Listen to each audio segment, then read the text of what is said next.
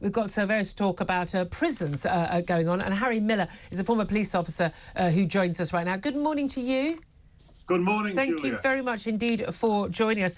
We've got a number of announcements involving prisons. The government apparently going to issue draft guidance to the police saying that shoplifting, theft and drug possession charges, if it's a first-time offender, should get cautions rather than going to court.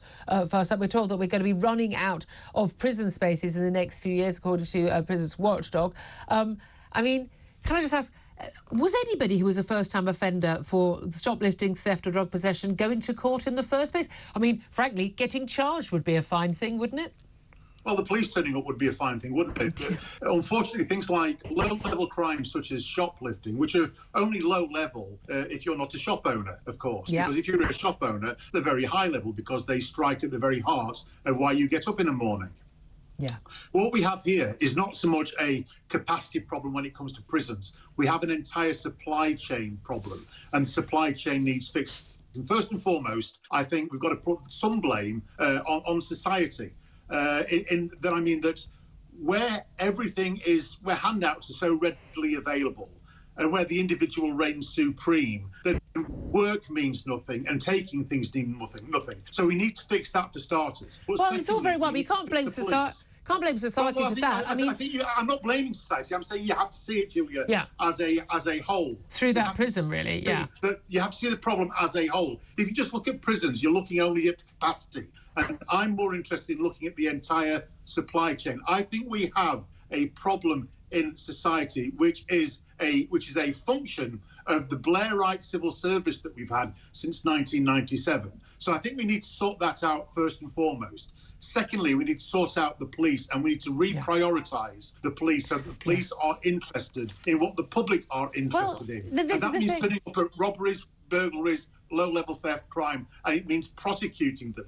The third part of it is the judiciary. We need to get these people in front of a judiciary that is not a lame duck judiciary, and they need to be given the appropriate sentence for the crime. And here's an idea, and when they get sentenced, they serve their full sentence. I know it's mad, but it might catch on. But this is the thing. We know what the public think about these things, and anyone, I say, go and talk to shopkeepers in your local high street. They are, I mean, they're just crying out. They are in despair. I've talked about this so often on the show, absolute despair, because organised criminal gangs, certainly in my local high street, but also just random shoplifters, they just come in, they literally, I was in the shop the other day, they literally go into the local, it's actually a local Costa. I mean, not that I'd be going there ever again, against their views on trans issues. They literally just pick up their favourite sandwich and their drink and just walk out. The staff can't do anything. If they tackle them, they'll be done for assault or false imprisonment or something stupid like that. The police won't turn up. They've got photos of these guys. They know who they are, and the police won't do anything about it. So I can't imagine what is the point of having laws if they're not enforced? Why don't we all just walk into the local coffee shop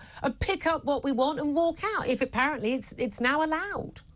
Yeah, that's what I'm saying. You hit the nail on the head. This is a societal problem. First and foremost, if you own a store and you see somebody shoplifting, you as an individual can arrest them. You have that power of arrest. You say that. You can arrest them and detain them. You say, I know as a police officer you say that, but the people I've been talking to, even the security guards, they say we can't do that. We're worried we're going to get prosecuted, and there have been prosecutions. But this is the thing. Well, they're saying we're going to run out of prison space. I mean, my answer to that would be build more prisons, put my taxes up, build more prisons. It seems very simple. But we've got a Labour announcement today saying they want to end what they call Tory prison chaos. Fears growing that 1,500 criminals dodged jail this year due to the lack of prison cells.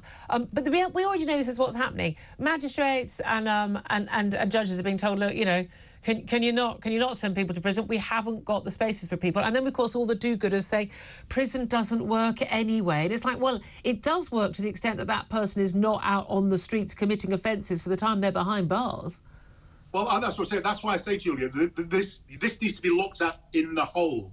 You've got to have a judiciary that's tough. You've got to have a police force that's tough. And you've got to allow citizens to make citizen arrests on these people, take them through the system, and then throw them in a prison service, A, that has capacity, and B, that works. That's what we need to do. So we do need to build more prisons, but we can't simply look at building more prisons on its own, because we are just going to keep reaching whatever capacity we have until we tackle the societal problem that is at the heart of this. But a lot of it is that people, they don't want to get involved. I don't know if someone's got a knife. I don't know if someone's, going to throw acid at me. I feel now. Look, I mean, how if I'd misbehaved as a teenager, an adult would have treated me. You'd have been told off. You'd have been given a cuff around the ear, and nothing would have happened as a result of that to that person. Now you'd be genuinely scared. I think people don't want to get involved. I mean, I don't get involved in the way that I used to. I mean, if I saw someone being attacked, I've certainly stepped in previous times to stop someone being attacked and everything. Now I'd be a lot more wary. I think my instincts would still step in, and I'd want to do it, but I'd probably think afterwards that was a dumb thing to do. Well, again, that's the problem, is that you're much more likely to do the tango with a police officer than to get a clip round the ear these days. with a rainbow lanyard, Yeah, that's exactly. And the other thing that needs mentioning briefly, under a Labour government, who do we think is going to populate these prisons? Yeah. Who do we think? I'm not entirely sure that they're going to be building these prisons in order to lock up petty thieves, burglars, car thieves, and all the rest of it. Yeah. I'm worried that they're going to lock up people who have the wrong ideology in these prisons. Yeah. Because we're not very far off this already. In York last December, I think it was, November, December, a magistrate threatened to lock up a chap who'd written a naughty letter to Gareth Southgate at the FA. Yeah. Yeah. That's what worries me. Yeah. Who is going to be put in these prisons? That is a very like you and I. Yeah, that's a very fair point. Ideology. I think we're going to be the first in the queue. Yeah, absolutely. Do you know what though? It'd be quite good fun in the canteen, wouldn't it? Harry Miller, former police officer, basically common sense talker and thinker. Thank you so much.